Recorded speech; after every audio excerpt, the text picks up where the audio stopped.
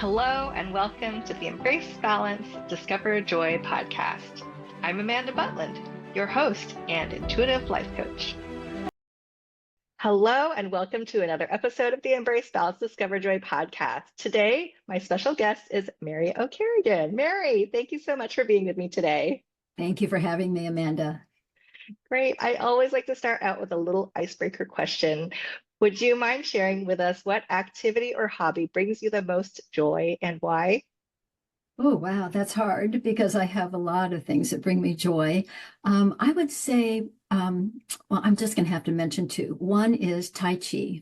That is my practice of meditation, it's my practice of balance, it's my practice of forgetting the world and just moving through space in a beautiful, strong, powerful, gentle flow. And I also love international folk dancing, which is the absolute opposite of Tai Chi. It's vigorous and it's, anything goes, and it's music from all sorts of countries and habits and cultures. So I'm sorry I Wow. cheated even on the first question, but That's okay. I love both of those. I mean, they both have to do with movement, so that's great. And I love like both sides of that. Like the one on the one hand with Tai Chi, sort of slow flowing movements, and then on the other side with the folk dancing, like probably much more active and a lot more movement. So that's amazing. I love that, both of them. it's also kind of, one is about the inner person and Mm. and your minds and your thoughts as well as the movement, and the other is the kind of this outward expression of culture and folk, being with others. So it's also kind of that balance between the inner and the outer. Oh wow, I love that. I love it whenever somebody, shares with me their activity or the things that they love that bring them joy. And always to see sometimes with people there's a balance between two different things. But I love like all things balance in in our lives, right? Because we have to have balanced lives in order to live live joyful lives. So let's get started with talking about coaching. So I know that you're also a coach. Would you mind sharing with us a little bit about maybe your coaching journey, how you ended up being a coach today? Well, for over 30 years, I was a psychotherapist. I trained in the mental health field, and I saw people individually and families and couples, and worked a lot with children and adolescents in a whole range. Actually got into more older, generation population as well. And during that time, I saw a life coach because I was kind of stuck in how I felt about my life, how I felt about my work, relationships, kind of bumpy. And but it was especially about work. I just really wanted to feel more energized and invigorated about my work. So I saw a life coach, and I had 6 sessions, and it was wonderful. And it really changed my trajectory. A year later, I was doing my work differently than, I was doing my work the way I had dreamed of doing it, but had never taken the steps and the courageous steps to do it that way. So I've seen it from both sides, and now I decided at a time it was time to let go of the mental health, component, and really focus on coaching, because I've come to see that so many times change is hard for people. Just ordinary things that you wish were different in your life, and it's hard. And I always say, if change were easy, we'd all be changing. But it's hard. Some of it's hard because we're in a habit of doing things a particular way, but some of it's hard also because we've been, kind of given messages from our culture or our families or our loved ones or strangers, that we shouldn't do something that we might be interested in doing, or we should hold back on who we really are because, for one reason or another. And that's what I found coaching. That's why I love coaching now, is because I can really help people with their day-to-day life and the changes they can make. And usually they're small changes that build upon each other, and the small changes that eventually get them in a place of living their life differently and experiencing life differently. And sometimes it can be a whole career change, and sometimes it's just a different morning routine. It Mm, just mm. really is a very individualized thing.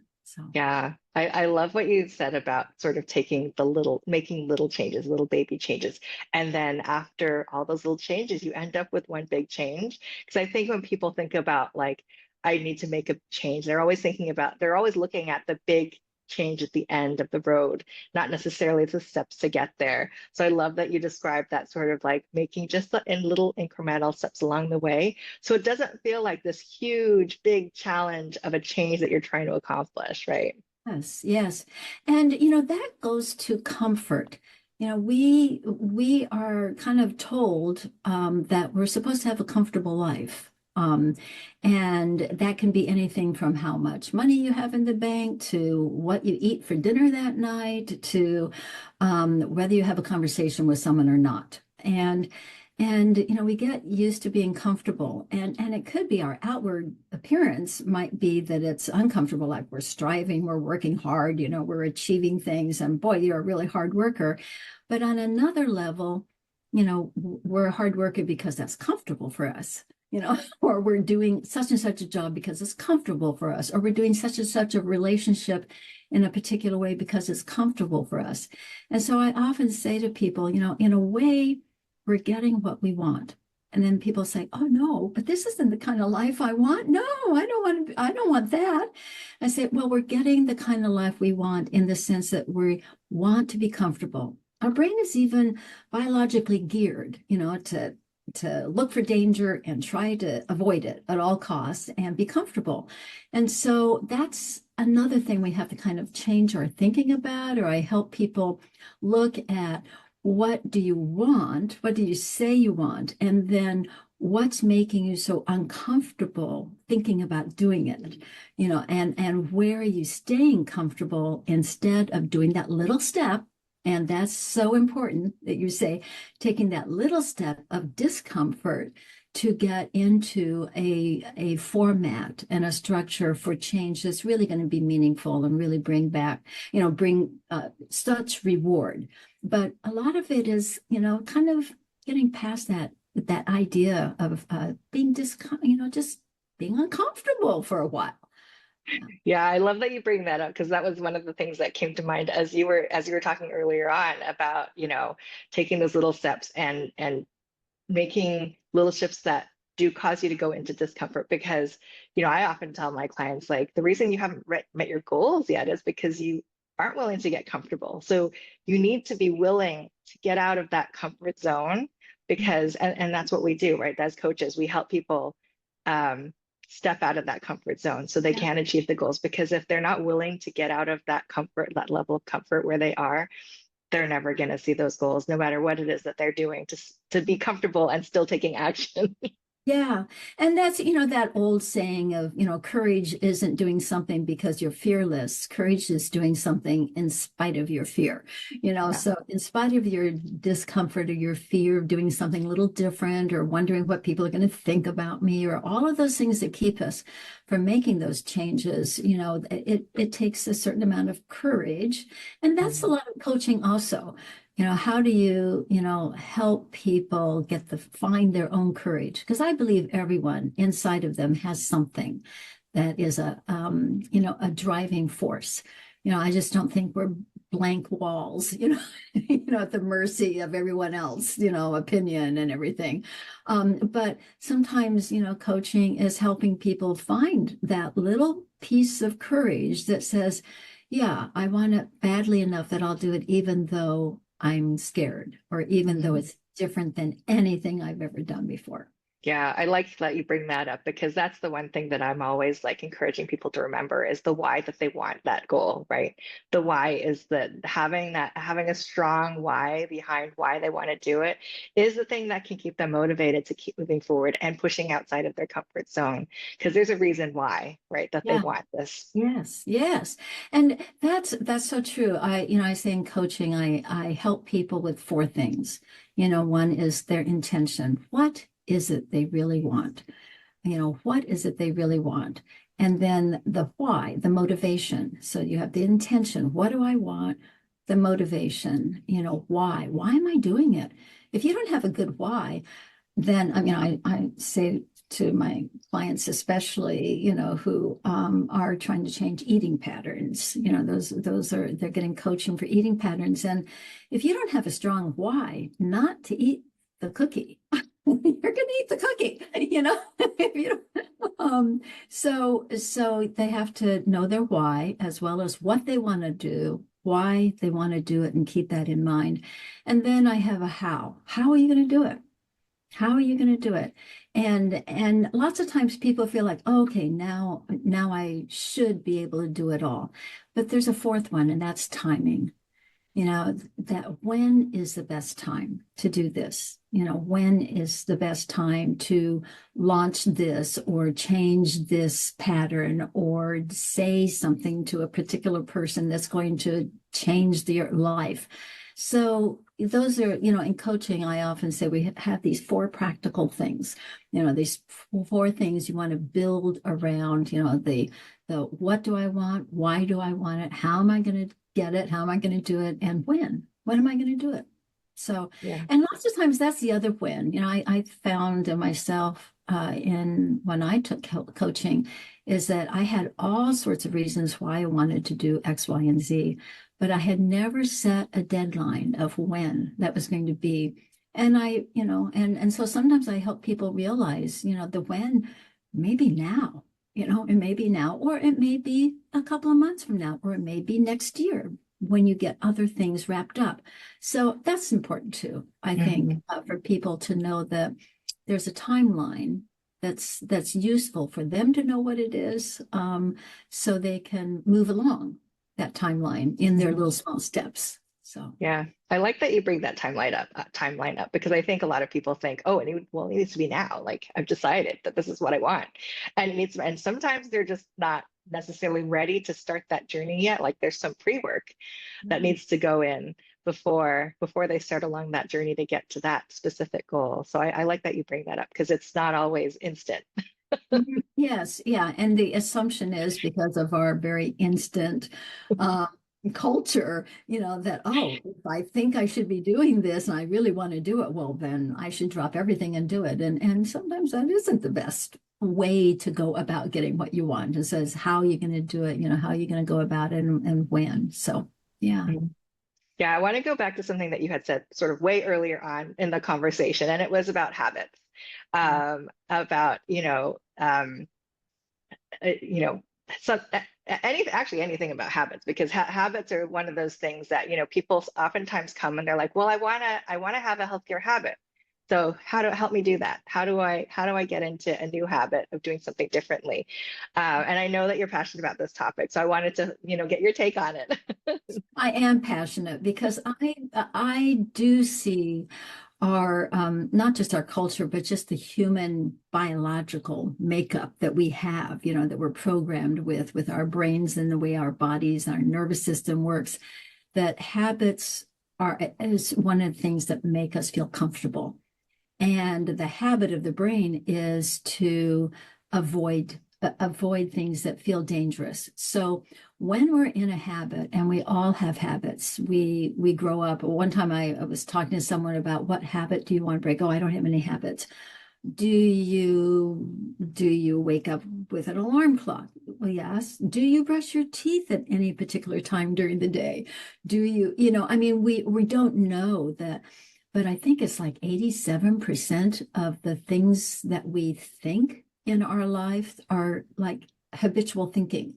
No new thoughts. We have very few new thoughts. And it's the same thing. We have very few new behaviors. Sometimes I ask people, when's the last time you did something for the first time in your life? And people are stuck lots of times. They're stuck like, oh, I don't know. I've been doing, they'll have activities, they'll have lots of things they enjoy in their life or lots of things that they don't enjoy and they want change. But to actually do something new, completely new that you've never done. And that's how habitual we are. So when I look at habits, lots of times I help people see that they're not happy with their house and their space because it's cluttered and they've collected so many things, but it's all so important and they don't know how to let go of it. And they don't know how to create a space that feels good to them, because they're in the habit of collecting and having things and holding things very dear. Same thing with food, in terms of eating. We're in the habit of, oh, let's celebrate. What are we going to have for food? Oh, I'm down. What am I going to comfort myself with? So there are lots of habits around food, lots and lots of habits around food. And there are habits in relationships. Oh, I could never speak up for myself. Oh, I could never, I could never tell someone I'm mad, or I'm frustrated, or I really want to change. So there are even habits in our relationships that get in our way. So when I help people, a lot of it is we look at the habits. What are you in the habit of doing? Because that habit is helping you feel comfortable on some level. So if you're going to change an eating habit, it doesn't feel comfortable at first. Eventually, when that new behavior becomes an old habit, it feels comfortable and you don't even think about it. But there is a time between looking at the old habit that you have that is no longer helping you have the life you want, no longer bringing you joy or satisfaction or even financial security. I mean, it's just not working on some level. And the new habit that is going to give you the kind of life you want, and that there's a transition time. And I think that that's when coaching is so useful, because it helps people remember, oh yeah, I'm breaking that habit. And I tell people, look, if you do it once this week, if you just do it differently once this week, you're practicing breaking that habit and building a new habit. And it takes practice.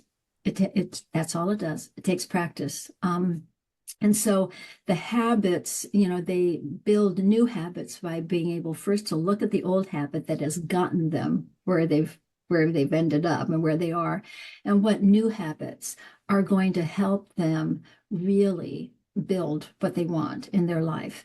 And so you do it once that week, and maybe 2 months later, you're doing it 3 times a week. And maybe a year later, you're doing it every day of your life. And maybe 2 years later, or 2 months, whatever the timeline is, you're doing it without thinking about it. That's when it becomes a habit. And I say to people, if we didn't have habits of how to drive, no one would get anywhere. We'd all be thinking about, can I change lanes or not? So habits are real. Habits is what really make our lives work. Most of the time, it's a habit that makes our life work, and it's a habit that is stopping our lives from working. So I look at it as, let's figure out how to let go of this habit, and judge, measure the success by, if you do it once, that's success, because if you've done it once, I always say anything learned can be unlearned. So if you've learned a bad habit, you can unlearn it. And if you do the helpful habit at least once, then you've learned it. Now all you have to do is learn it so much that you don't have to think about it. And that's really what works most often for people, is they get the coaching and the ability to change that enough that they're no longer thinking about it. And they just do it because they just know that that's, you just get up and exercise in the morning, not because you like exercise, not because it feels good, because you just know you like the results. And eventually you get in the habit and you don't even think, oh, I've got to exercise this morning. You just get up and do it, Yeah. and that's what I mean by habit. That, that you do it even when your mind is saying, I don't feel like doing it, you do it anyway. Just like brushing your teeth or taking your vitamins in the morning or whatever that, makes your life better. Yeah, I love that you provided a couple examples, and almost what your definition of habit is, right? It is something that you do without thinking. I like the driving example because that's true, and it's the same as like the walking example when we were babies, right? Like walking, Absolutely. it's the same thing. It's creating a way that you do things without thinking. And because I think maybe some people just don't necessarily think of that as the definition of what a habit is, but I love that you provided that, because that is the type of habit building that you're working with your clients to do, right? It's to get that it's almost like the muscle memory thing where you're just doing it Yes. because you've built that up and it's just happening without the thought Yeah. involved. Yeah. Well, and I love your example of the baby. I say to people, okay, a baby takes their first step and they're so excited and their eyes get big and they're smiling and then they fall down. And, does the baby say, oh, well, that didn't work. Guess I won't be walking after all. They just get right up and they try it again. And eventually they get two steps in, and eventually they're across the room into their mommy's arms, or they're running across the playground. But they didn't give up. They fell down and they just got up again and did it. And so I say, I say to my clients, okay, so you did it once and then you fell down for the rest of the week. That's okay. It's okay. You did it once, which means you can do it again. The hard part is helping people understand that giving up, it's so easy to give up on yourself.